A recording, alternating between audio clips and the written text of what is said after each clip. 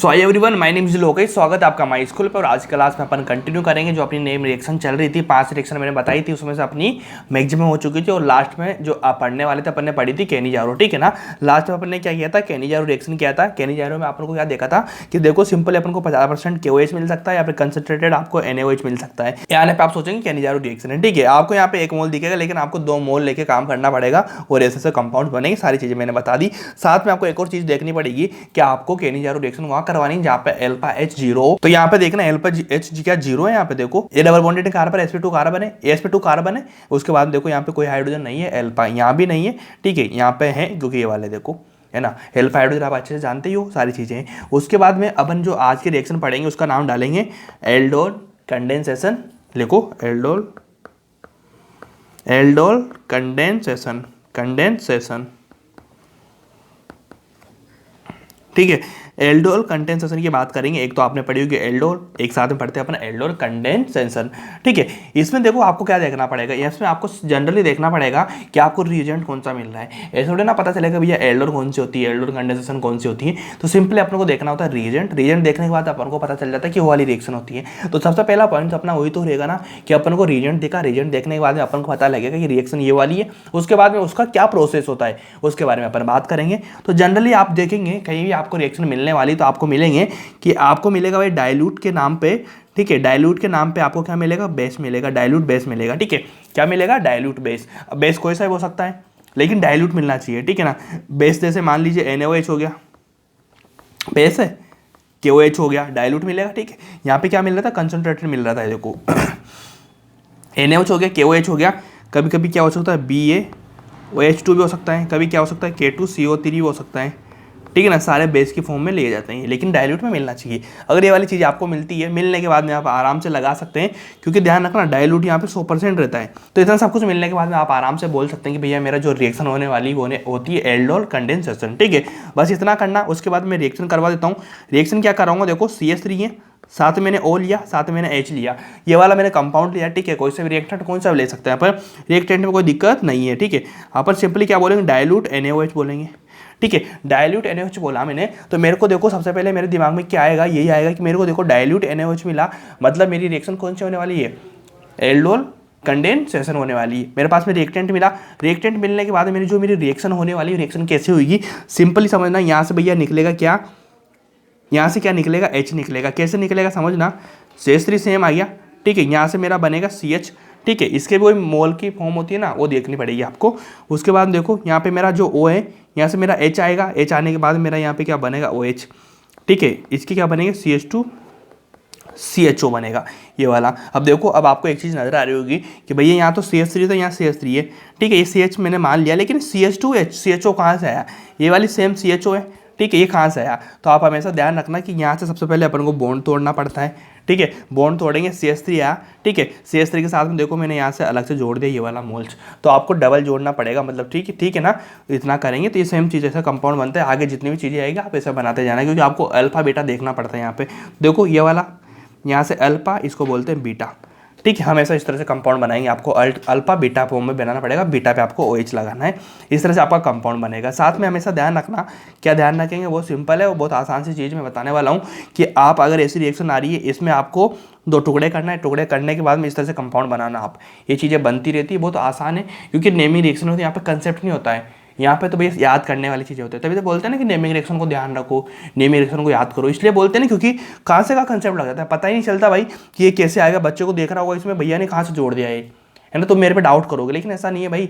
Name reaction का मतलब ये होता है कि आपको बस याद करनी होती है, ठीक है। मैं बता रहा हूँ काफ़ी इतना, बाकी तो आप देख ही लेंगे चीज़ों को लेके, ठीक है। फिर उसके बाद में ये वाला कंपाउंड मिलेगा, ये वाला मिलने के बाद में आपको यहाँ से निकालना होता है पानी, ठीक है। पानी निकलेगा, समझो कि यहाँ से मैंने OH निकाल दिया तो मेरा यहाँ पे क्या बचेगा, देखो CH3 CH बचा, ठीक है। उसके बाद में यहाँ CH2 था, मैंने यहाँ से एक H निकाला, मतलब H2 निकालना है तो OH और एक H2 निकला तो मेरा यहाँ पे क्या आ जाएगा CH और लास्ट में क्या बचेगा मेरा CHO। इस तरह से मेरा कंपाउंड बनेगा, बहुत आसान और बहुत सिंपल भाषा में, ठीक है। ऐसे कर देना, इसमें आपकी रिएक्शन हो जाएगी क्लियरली, ठीक है भाई। बस इतना ही था इसमें जो आपको ध्यान रखना पड़ेगा, ठीक है। अगला क्वेश्चन लो, CH3C double bond O CH3, ठीक है ना। इसमें क्या करेंगे, सबसे पहले इस वाले को तोड़ेंगे, इस वाले को तोड़ेंगे, समझना चीज़ों को, अभी बताता हूँ मैं आपको, ठीक है। आपको मिला डाइल्यूट OH2, ठीक है, ये वाला मिल चुका। मिलने के बाद में आप क्या करेंगे, रिएक्शन कराएंगे। रिएक्शन कैसे कराएंगे आप लोगों को पता है कि ये वाला सेम कंपाउंड रहेगा, तो इसमें आपको अलग से जोड़ना पड़ेगा। एक ये वाला मैंने यहाँ से जोड़ा, CH2 माइनस यहाँ पे लगा दिया, यहाँ पे लगाया मैंने CO, ठीक है, ये वाला जोड़ना पड़ेगा, अलग से जोड़ना पड़ता है ना। 2 मोल लेते हैं 1 मिनट में, 2 मिनट जोड़नी रहती है। कैसे जोड़ूंगा, देखो CH3 मैंने लिया, ठीक है, C लिया, यहाँ पे मैंने साथ में क्या जोड़ा, यहाँ पे मैंने OH जोड़ा, ठीक है। फिर यहाँ पे जो CH2 है सेम मेरा CH2 जुड़ेगा, इससे जुड़ जाएगा मेरा, ठीक है ना, इससे जुड़ेगा मेरा। तो आप ध्यान रखना क्या करेंगे, वापस से चीज़ क्या आएगी, ये CO, ठीक है, इतना आ गया, वापस से मेरा क्या जुड़ जाएगा, CH3 जुड़ जाएगा, ठीक है भाई। कोई दिक्कत है कि इसमें, आसान है, सिंपल चीज़ है। इसके बाद अपन क्या करते हैं, यहाँ से पानी निकाल देते हैं, ठीक है। पानी निकाला तो मेरा कंपाउंड क्या बनेगा, CH3 C double bond CH3 CH CO CH3, ये वाला मेरा कंपाउंड बन जाएगा भाई। सेम चीज़ मैंने बताई थी। सबसे पहले आप क्या करेंगे, रिएक्शन तोड़ेंगे, 2 बॉन्ड बनाएंगे, 2 यूनिट को जोड़ेंगे, उसके बाद आपको पानी निकाल देना, ये वाला मेरा कंपाउंड बन जाना है। फाइनली जो आप बनाने वाले हैं सेम ये चीज़ बनेगी कि नहीं बनेगी, बताना, बनेगी। सपोज करो रिंग के फॉर्म में आपको मिल जाए, ठीक है, 100% NOH भी बोल सकते हैं आप, है ना। देखो रिंग के फॉर्म में बन जाएगा तो आप क्या बनेंगे, ये वाली चीज़ है, तो आपको सेम ऐसी चीज़ जोड़नी, माइनस के फॉर्म में लगा देंगे ना अपन, ये वाला माइनस लाएगा यहाँ पे, क्योंकि यहाँ पे जोड़ेंगे ना, जोड़ने के बाद में एक इलेक्ट्रॉन आएगा, माइनस आ जाएगा, ये वाली चीज़ जोड़नी है। तो देखो कैसे जोड़ेंगे, यहाँ पे ये वाली रिंग जोड़ेगी, यहाँ पे O पे क्या लगता है हमेशा, OH बनता है, ठीक है। यहाँ से जुड़ेगी दूसरी रिंग, ये मैंने दूसरी रिंग जोड़ी, ठीक है, इसके साथ तो ऑक्सीजन है, इतना हो गया। अब इसमें से अपन क्या निकालते हैं, जो कंपाउंड बना उससे पानी निकालते हैं। पानी कैसे निकलेगा, यहाँ से OH बनेगा, ठीक है, बनेगा OH, यहाँ पे डबल बॉन्ड आ जाएगा जिसमें आपकी रिंग हो जाएगी। ये लो भाई, ये वाला हो चुका, ठीक है, वाला मेरा फाइनल प्रोडक्ट बन जाएगा, बहुत आसान लैंग्वेज में। बस इतना कर लेना आप, तो जिसमें आपका काम इजीली हो जाएगा, टेंशन ही आपको नहीं आएगी, ठीक है जी। अब इसके बाद में आपको मैं 2-3 नोट लिखा रहा हूँ, नोट लिखना अच्छे से, ये वाले नोट लिख लेना आप, ठीक है, जिसमें आपके थ्योरेटिकल कंसेप्ट ही क्लियर हो जाएंगे। लिखना, देखो मैंने यहाँ पे लिख के आया हूँ डायरेक्ट में, ठीक है ना, ताकि आपको भी टाइम वेस्ट ना हो, लिखने में बहुत सारी जाता है ना, इसलिए लिखो। Chloroform and iodoform can be differentiated by HNO3। Chloroform और आयोडोफॉर्म किसके साथ डिफरेंशिएटेड होते हैं, ये होते हैं भैया HNO3 के साथ में, बिकॉज क्योंकि आयोडोफॉर्म रिएक्ट करता है HNO3 के साथ में, but chloroform does not react. मतलब आप दोनों को रिएक्शन कराएंगे, वही चीज़ें मैंने पहले बताई थी आपको, 2 चीज़ें, लेकिन एल्डिहाइड कीटोन लेते थे अपन, तो एल्डिहाइड क्या था, रिएक्ट करता था, ठीक है, कीटोन नहीं करता था। यहाँ भी ये सेम चीज़ है कि भैया आयोडोफॉर्म तो रिएक्ट करेगा, और आपका जो क्लोरोफॉर्म है डज नॉट रिएक्ट होगा, तो आपको पता चल जाएगा कौन सा आयोडोफॉर्म है, कौन सा क्लोरोफॉर्म में, इतना लिख लेना। उसके बाद एक और चीज़ लिखना है कि purity of chloroform can be check by HNO3 because pure chloroform does not react with HNO3। अब आपको लग रहा होगा भैया कि प्योर क्लोरोफॉर्म नहीं करता है, ठीक है, लेकिन इम्प्योर जो क्लोरोफॉर्म होता है ना, वो रिएक्ट विद HNO3, मतलब इम्प्योर तो करेगा लेकिन वो नहीं करेगा। ऐसे थ्योरेटिकल क्वेश्चन पूछे जाते हैं जो लिखवा दिए हैं मैंने आपको अच्छे से, बस इनको करना राइटली, जिसमें आपका जो एल्डोल वाली कंडेंसेशन रिएक्शन वो खत्म होती है। इसके बाद अपन शुरू करने जा रहे हैं अपनी सबसे लास्ट और सबसे बेस्ट रिएक्शन, जिसको बोलते हैं NSR। मैंने बताया था आपको NSR रिएक्शन वगैरह, तो NSR की आपने पढ़ी होगी, ठीक है, उसमें SN1 SN2 सुना होगा, एलिमिनेशन सुना होगा आपने, E1 E2 वगैरह रिएक्शन, ये सारी रिएक्शन बच रही है अपनी। जो ये रिएक्शन के बाद में आपका जो GOC2 खत्म हो जाएगा, लमसम आपके मैं मान के चलूँ ना, तो लगभग 4 से 5 क्लास और बाकी है, जिसमें आपका ऑर्गेनिक खत्म हो जाएगा, देन अपन स्टार्ट करेंगे फिजिकल केमिस्ट्री, ठीक है जी। 4-5 क्लास के बाद में आपकी क्या शुरू हो जाएगी, ऑर्गेनिक केमिस्ट्री खत्म होकर फिजिकल स्टार्ट हो जाएगी। तो भैया 4-5 क्लास बहुत अच्छे से करना, और ये 4-5 क्लास बहुत इंपॉर्टेंट है, क्योंकि NSR एलिमिनेशन वगैरह यहाँ से क्वेश्चन हर बार आता है, और बहुत डिफिकल्ट तो नहीं, बहुत आसान है ना, और बहुत सिंपल भी चीज़ें हैं, और इंपॉर्टेंट है मेन तो, ठीक है ना। ये तो क्या है, बीच वाली तो ऐसे आ जाती है नेम रिएक्शन वगैरह, इनको तो छोड़ो यार, ये तो बेकार की चीज़ है, इतने काम की चीज़ें नहीं है, काम की चीज़ ये वाली है। तो अपन शुरुआत यही करेंगे। सबसे पहले NSR में नहीं पढ़ाऊंगा, NSR से पहले मैं पढ़ाऊंगा आपको एलिमिनेशन, ठीक है। एलिमिनेट कैसे करते हैं चीज़ों को, एलिमिनेट करना आप लोग को पता होगा कि सपोज करो 2 चीज़ें हैं, 2 चीज़ों में से आपको एक को निकालना है, एक को सेलेक्ट करना है, तो उसको बोलते हैं एलिमिनेटेड। जो निकल जाएगा उसको बोलते हैं कि एलिमिनेट हो चुका है, ठीक है ना। ऐसी वाली चीज़ है, तो आप हेडिंग डालेंगे बहुत अच्छे से, बहुत तरीके से हेडिंग डालेंगे। क्या डालेंगे, एलिमिनेशन इक्वेशन, एलिमिनेशन इक्वेशन, ठीक है। एलिमिनेशन डाल लेंगे आप, तो कि एलिमिनेशन होती क्या है। सिंपली देखो, आपको पता होगा इतना कि अगर मान लीजिए मेरे पास में यहाँ पे लिख लेना, ठीक है, मैं आपको बेसिक बता रहा हूँ, ठीक है, बेसिक रिएक्शन बाद में शुरू करूँगा, पहले बेसिक समझना। सपोज करना अगर मैं कार्बन कार्बन के बीच में सिंगल बॉन्ड ले लेता हूँ, ठीक है, और यहाँ पे मैं जोड़ देता हूँ X, यहाँ पे मैं जोड़ता हूँ X, ठीक है। उसी के साथ मैं ले लेता हूँ कार्बन कार्बन के बीच में डबल बॉन्ड या सिंगल बॉन्ड मैंने लिया, ठीक है, साथ मैंने जोड़ा यहाँ X, यहाँ पे जुड़ेगा H, ठीक है। मैं लेता हूँ कार्बन कार्बन, यहाँ पे मैं ले लेता हूँ OH, यहाँ पे मैं ले लेता हूँ H, ये चीज़ें बन चुकी। तो आप इतना बताओ मेरे को कि सपोज करना मैं यहाँ से एक चीज़ निकालूंगा, ठीक है, यहाँ पे मैं एक चीज़ निकालूंगा, ठीक है। तो यहाँ पे क्या एक इलेक्ट्रॉन की कमी होगी या ज़्यादा होगा, एक इलेक्ट्रॉन निकल जाएगा, ठीक है। उसके बाद में एक यहाँ से निकाल दूंगा, बताना एक एक इलेक्ट्रॉन निकला तो ये इतना बताना मेरे को नीचे जाएगा, तो यहाँ पे डबल बॉन्ड आएगा कि नहीं आएगा, ठीक है। क्योंकि दो चीज़ें निकली, यहाँ से दो एक्स थे वो एलिमिनेट हुए, एलिमिनेट होने के बाद में कि यहाँ पे डबल बॉन्ड आएगा कि नहीं आएगा, वैलेंसी फिर वैलेंसी हो जाएगी, उस वैलेंसी को पूरा करने के लिए डबल बॉन्ड बनेगा कि नहीं बनेगा, बनेगा। उसके बाद में ऐसी चीज़ में ले लूँ यहाँ पे तो यहाँ से मैं दोनों चीज़ों को निकाल दूँ, चाहे इसको निकालूँ या इसको निकालूँ। अब ऐसे मत समझना यहाँ पे एक्स एक्स है, यहाँ पे एच एक्स है। इसका लिखाने का रीजन क्या है कि बच्चों को क्या होता है ना, कभी कभी सोच लेते हैं भैया यहाँ से एक्स निकला यहाँ से एच निकला, तो अलग अलग सोच लेते हैं। ऐसा कुछ भी नहीं है, दोनों एक्स एक्स है, मतलब दोनों सेम है, दोनों अलग अलग है, तब भी भैया मेरा तो क्या वैलेंसी फ्री हो जाएगी, ये वाला हो जाएगा। कभी कभी बच्चों को दिक्कत हो जाती है, कभी एच ओ एच में बहुत बड़ा है, तो ध्यान रखना इसको निकालूँ मैं इसको निकालूँ, डबल बॉन्ड ही आएगा मेरा, ठीक है। इसको पढ़ाने के पीछे क्या रीजन है, इसको पढ़ाने के पीछे मैं बताऊंगा अभी, ये कंसेप्ट है जो काम आएंगे अपने रिएक्शन में, ठीक है। उसके बाद ये लिया मैंने, यहाँ पे मैंने जोड़ा x, यहाँ पे मैंने जोड़ा x, यहाँ पे मैंने जोड़ा h, यहाँ पे मैंने जोड़ा x। अब बताना मेरे को कि यार देखो इन दोनों के बीच में क्या है, सिंगल बॉन्ड है, ठीक है, सिंगल बॉन्ड है। अगर मैं इसको निकालूँ तो यहाँ पे क्या आएगा, डबल बॉन्ड आएगा। अगर मैं इसको निकालूँ तो यहाँ पे क्या आएगा, ट्रिपल बॉन्ड आएगा। क्या इसमें कोई दिक्कत है क्या, इजीली कर सकते हैं क्या अपन चीज़ों को, इजीली कर पाएंगे ना, कोई दिक्कत थोड़ी आएगी इस चीज़ों को। तो यार देखो इस तरह से चीज़ें मैं बताने वाला हूँ आपको कि भैया जो कुछ भी चीज़ हो हमेशा ध्यान रखना कि आपको एक चीज़ निकली, दो चीज़ निकली, एक बॉन्ड जुड़ेगा, दो अगली और निकली तो एक बॉन्ड और बनेगा, ऐसा चलना। उसके बाद में एक और चीज़ मैंने बताई थी आपको, CH3 CH2 पॉजिटिव यहाँ पे, ठीक है।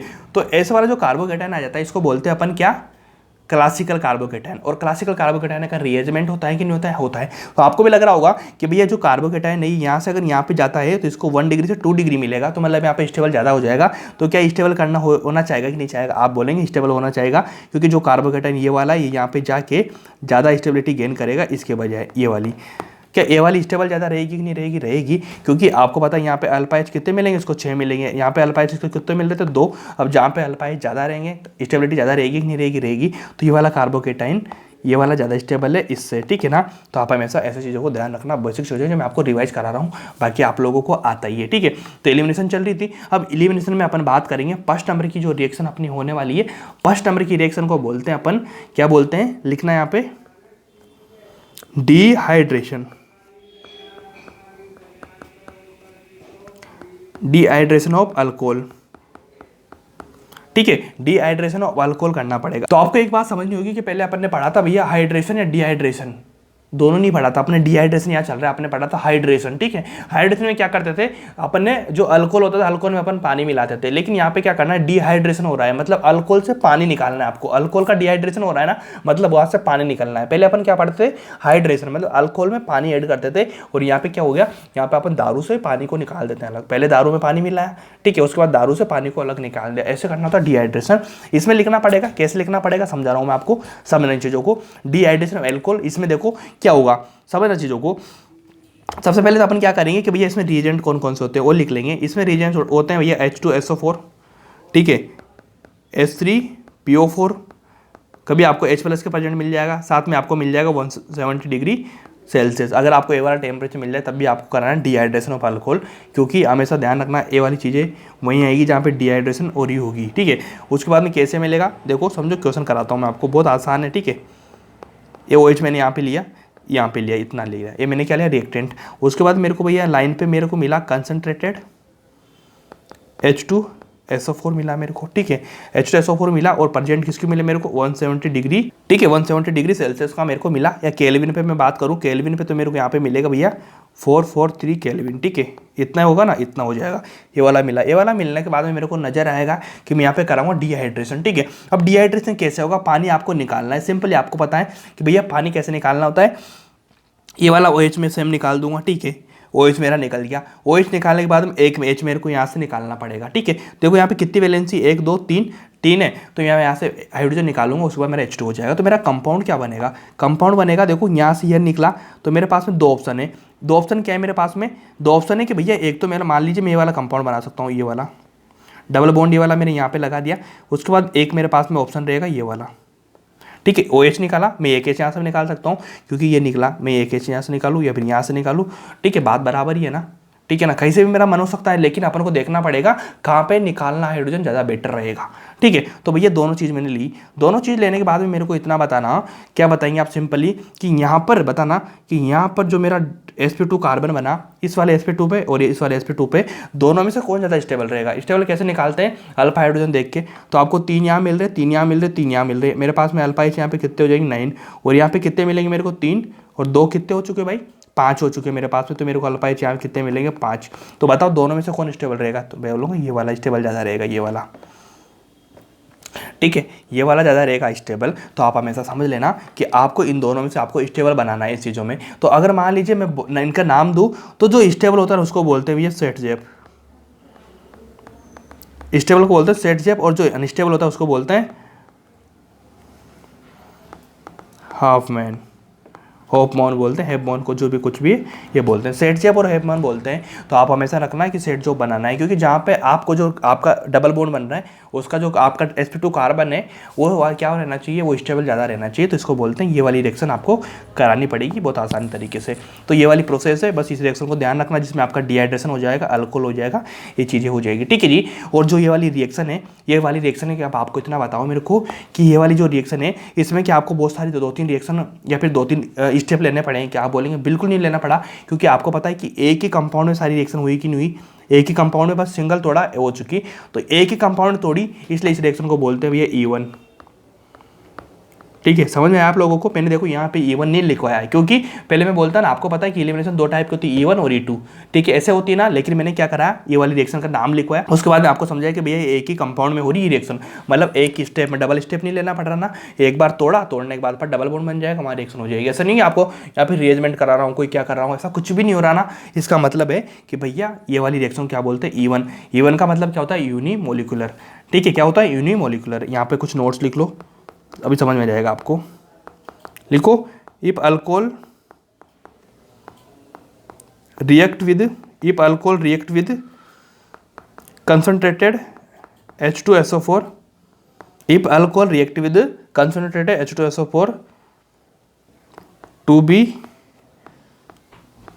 formation of alkene, क्या करेगा वो, अल्कीन का फॉर्मेशन करेगा। देखो अल्कीन का फॉर्मेशन किया ना, अल्कोहल के साथ में कराया तो alkene, so more stable alkene, more stable जो अल्कीन होगी वो होती है will form in major quality, major quantity. ठीक है, इसको क्या बोलते हैं, सेट जेप। ठीक है, जो मेजर क्वांटिटी बन रहा है, देखो मेजर है ना कंटेंट, तो यहाँ पे लिख लेना मेजर। ठीक है, जो मेजर बन रहा है वो सेट जेप बनता है, ये वाली चीज़ लिखाई। जो कौन सी दोनों अल्कीन बनी, दोनों अल्कीन में जो मेजर बनेगी, जो ज़्यादा क्वांटिटी में बनेगी, उसको बोलते हैं सेट जेप। ठीक है जी। अब कुछ लाइन्स और लिख लो यहाँ पे, जिसमें आपको सब कुछ समझ में जाएगा, बहुत आसान है। यहाँ पे थ्योरेटिकल क्वेश्चन आते हैं ज़्यादातर। लिखना, in the reaction carbocation intermediate form, in the reaction carbocation intermediate बनेगा। Okay, so whenever stability of carbocation increase, then we arrangement of carbocation impossible. Sorry, whenever stability of carbocation increase, then we arrangement of carbocation is possible। ठीक है, जो stable रहेगा वो कर लेंगे, कोई दिक्कत नहीं। So possible, then major product will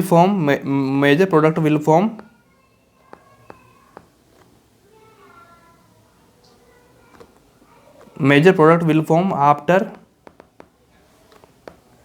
rearrangement, this is called be unimolecular elimination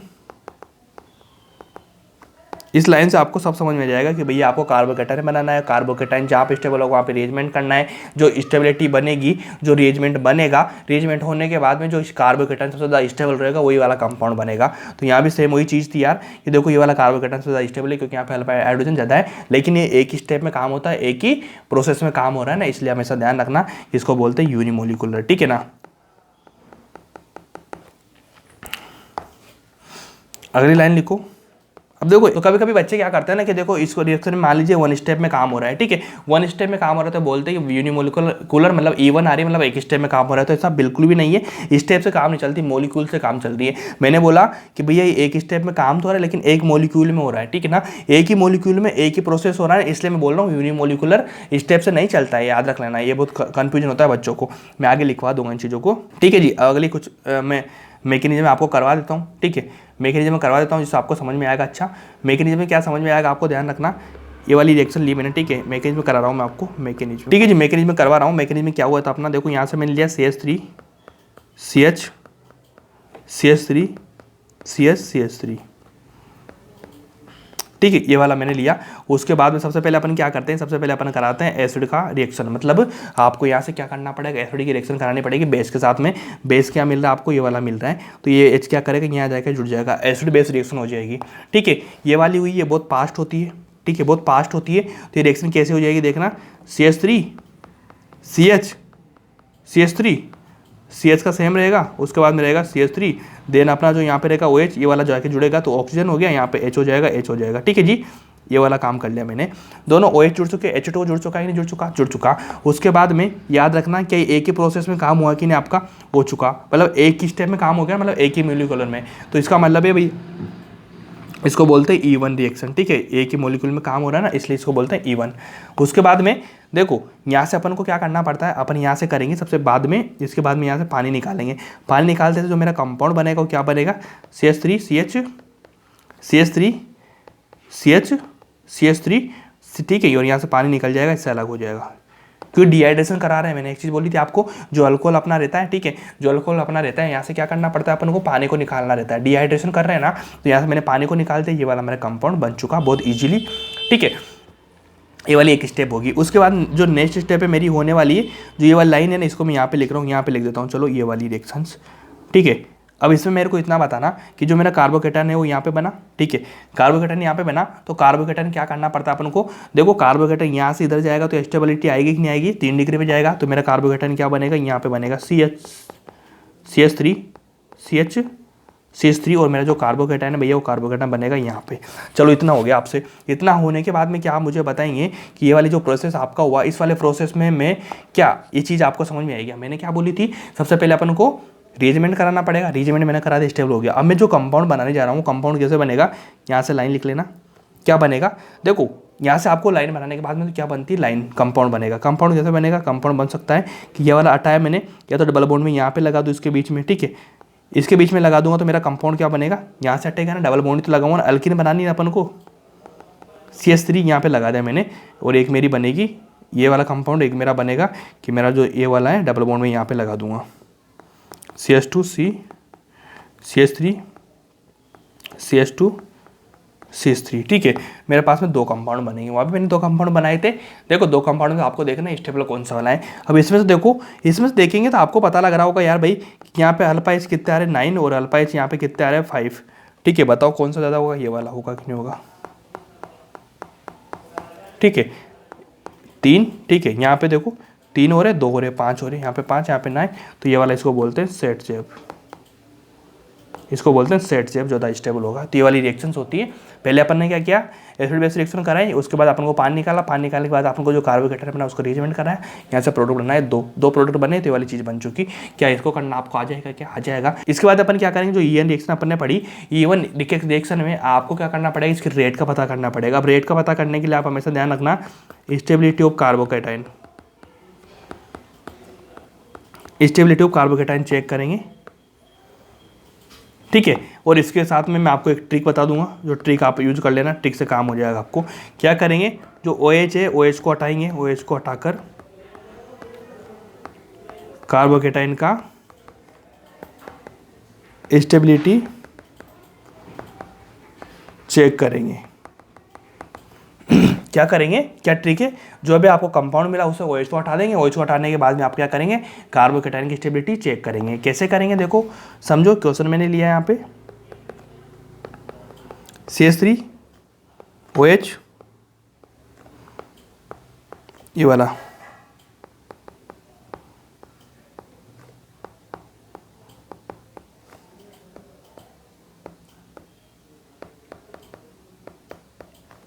ठीक है, ये वाला कंपाउंड मैंने लिया। आप बताना क्या करेंगे। आप सबसे पहले क्या देखेंगे, कार्बोकेटाइन की स्टेबिलिटी चेक करेंगे। लेकिन मैंने आपसे क्या बोला था कि भैया पहले OH को हटाओ, ठीक है, पहले OH को हटाओ। OH को हटाने के बाद में देखो आपके पास में कार्बोकेटाइन कहाँ पे बना, यहाँ पे बना कि नहीं बना, ये वाला। इस वाले रिएक्शन में CH3 सेम रहेगा, ठीक है। उसके बाद में अपन क्या करेंगे, ये वाला कार्बोकेटाइन आपका यहाँ बना, ठीक है, यहाँ से हटा, कार्बोकेटाइन आपका यहाँ बना, ये वाला बन चुका। और इसके बाद अपन क्या करेंगे, अल्फा हाइड्रोजन देख लेंगे। देखो यहाँ पे बन रहा है, इसमें अल्फा हाइड्रोजन कितने हैं, अल्फा हाइड्रोजन इसमें 1 मिलेगा कि नहीं मिलेगा, ये वाला। यहाँ पे अल्फा हाइड्रोजन कितने हैं, ये वाला, इधर 2, इधर से 1, 3। यहाँ पे अल्फा हाइड्रोजन कितने होंगे भाई बताना, अल्फा हाइड्रोजन यहाँ से 2 कितने हो गए, 4 और 3 7 हो चुके हैं। बताना कौन ज़्यादा कौन क्या रहेगा। सबसे ज़्यादा ये वाला स्टेबल, ये वाला स्टेबल। देखो कार्बोकेटाइन कहाँ पे स्टेबल है, यहाँ पे है नहीं, तो ये वाला बन चुका, ठीक है जी। अगला क्वेश्चन ले लो, CH3OH CH2CH3 हो गया, ठीक है। उसके बाद मैं लूँगा नेक्स्ट OH CH3 हो चुका जी भाई। इसके बाद नेक्स्ट और एक और ले लो यार साथ के साथ में, CH2 यहाँ पे OH लिख देना। अब बताना सबसे पहले अपन क्या करेंगे, जो प्रोसेस मैं कराता हूँ, कार्बन कार्बन, ठीक है, नज़र नहीं आ रहा होगा आपको, ये कार्बन कार्बन, ठीक है। यहाँ पे था मेरा C, यहाँ पे मेरा क्या हो जाएगा, कार्बोकेटाइन, और लास्ट में जोड़ दूंगा मैं। इसमें देखो कार्बन कार्बन, ठीक है, यहाँ पे क्या हो जाएगा C, यहाँ पे कार्बोकेटाइन, यहाँ पे C C C C C C, और यहाँ पे मैं जोड़ दूंगा कार्बोकेटाइन। बताना सबसे पहले मेरे को क्या करेंगे, यहाँ पे आपको अल्फा H 8 दिखेंगे, यहाँ पे आपको अल्फा H आपको 4 दिखेंगे, यहाँ पे अल्फा H आपको 2 दिखेंगे। बताना प्रोसेस मेरा क्या हो जाएगा, ये वाला रहेगा, ठीक है। ऐसे तो आप बहुत सारी करा सकते हैं, मैं और क्वेश्चन करा दूंगा आपको, कितने भी क्वेश्चन कराओ, आपको बस ये देखना है कि आपको कार्बोकेटाइन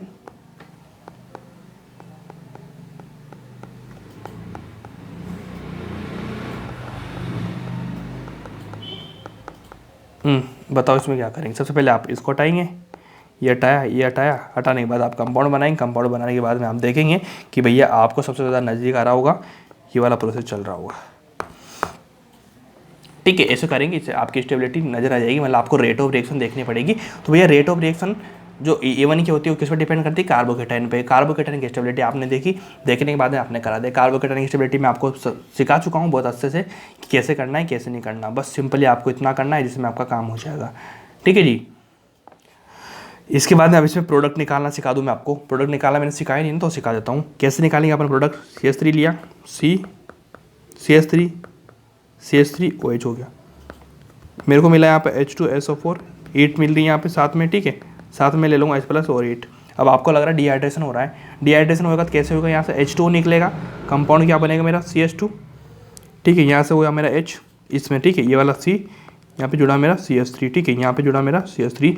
इसको तो मेरे को निकालना ही है, यहाँ पे बना दूंगा कार्बोकेटाइन, ठीक है। अब आगे का जो प्रोसेस है वो कैसे चलेगा, मेरे को क्या करना है, OH निकाला, एक H यहाँ से निकाला, एक OH यहाँ से निकाला, तो बताना CH2 बनेगा, यहाँ पे डबल बॉन्ड C, CH3 बताना ये वाला मेरा कंपाउंड बनेगा कि नहीं बनेगा, बनेगा। इसी फॉर्म में अगर मान लीजिए सपोज करना, मैं ले लेता हूँ अगला कोई क्वेश्चन, ठीक है, यहाँ पे लेता हूँ ये वाला कोई क्वेश्चन लिया मैंने, ये वाला,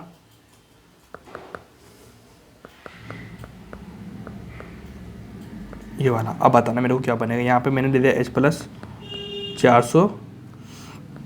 443 केल्विन, ठीक है, 443 केल्विन, मतलब आपको लगे चुका होगा भाई ये वाला टेम्परेचर आ चुका, तो आप क्या बोलेंगे, डिहाइड्रेशन। तो सबसे पहले अपना दिमाग किस तरफ पे जाएगा, अपना जाएगा भाई यहाँ रहेगा, यहाँ से OH निकालूंगा, ठीक है, और यहाँ पे एक H है तो मैं यहाँ से निकालूंगा, तो सिंपली मेरा देखो यहाँ पे CH2H बनेगा, ठीक है, हुआ कि नहीं हो चुका, हो गया। इसके बाद मैं क्या करूँगा,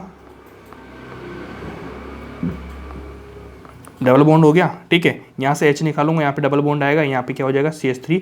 उसके बाद देखो यहाँ पे पाई सिंगल पाई में रेजो हो रहा है कि नहीं हो रहा है, हो रहा है, तो मैंने ये वाला कंपाउंड बना दिया, स्टेबल है कि नहीं है कि नहीं है।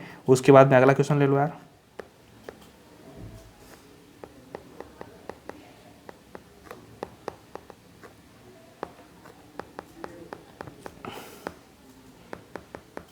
ये वाला ले लिया मैंने, ठीक है। अब मैं क्या करूँगा यहाँ से सिंपली ये वाला करा दूँगा, ठीक है भाई। ये वाली निकाली यहाँ से, ठीक है। सेम बन चुकी CH3, 4 कार्बन की रिंग है, 4 कार्बन की रिंग। उसके बाद यहाँ पे कार्बोकेटाइन बना। अब आपको पता होगा कि अगर मान लीजिए रिंग के बाहर वाले फर्स्ट कार्बन में कार्बोकेटाइन आता है तो भैया 5 कार्बन की रिंग बन जाएगी। तो मेरी 5 कार्बन की रिंग कैसे बनेगी, ऐसे ऐसे ऐसे बनेगी कि नहीं बनेगी बताना, सॉरी ऐसे CH3 और कार्बोकेटाइन यहाँ पे बन जाएगा। उसके बाद जो फाइनल मेरा प्रोडक्ट बनेगा ये वाला बनेगा कि नहीं बनेगा, ये वाला कार्बोकेटाइन यहाँ से डबल बॉन्ड आएगा, ठीक है। तो इस तरह से आपको E1 करना होता है। EN में अब देखो मैं बताता हूँ, यहाँ पे लिखना एक बेसिक चीज़ बता दूँ आपको मैं कि E1 है, ठीक है भाई। अब E1 में आपको क्या करना पड़ेगा, इसको बोलते हैं यूनिमोलिकुलर। क्या बोलते हैं, यूनिमोलिकुलर, ठीक है। इसके बाद अपन E2 पढ़ेंगे, इसके पहले आप EN करो। तो इसमें सबसे पहले अपन को तो एक प्रोडक्ट बनाने के पहले क्या करना पड़ता है, सबसे पहले अपन क्या करते हैं H2O निकालते हैं, ठीक है। पानी निकाला, उसके बाद अपन क्या करेंगे, रिएरेंजमेंट करेंगे, कार्बोकेटाइन का रिएरेंजमेंट करेंगे, ठीक है। उसके बाद अपन क्या करेंगे, हाइपर कॉन्जुगेशन करेंगे, ठीक है। हाइपर कॉन्जुगेशन करेंगे, साथ में अपन क्या बना देंगे, प्रोडक्ट बना देंगे। बस इतना ही था। इसके बाद में अपन E2 करेंगे कल की क्लास में। आज क्लास में बस इतना ही करेंगे यार, तबीयत थोड़ी मेरी सही नहीं है, ठीक है।